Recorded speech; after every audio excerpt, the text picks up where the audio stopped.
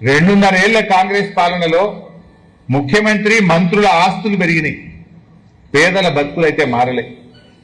రైతు బంధు రాదు, కళ్యాణ లక్ష్మి చెక్కులు రావు, బోనస్ రాదు, కేసీఆర్ కిట్ రాదు, పంటల బీమా రాదు.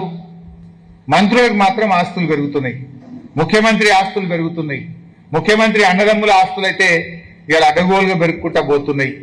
గ్యారంటీలన్నీ గాల్లో కలిసిపోయినాయి.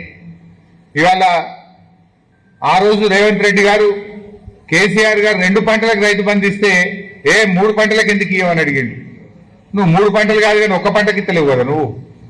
కేసీఆర్ గారు బరాబర్ కరోనా వచ్చినా 2 పంటలకు ఇచ్చిండు. 2 పంటలకు ఇస్తే 3 ఎందుకు ఇస్తలేవన్నావు నువ్వు?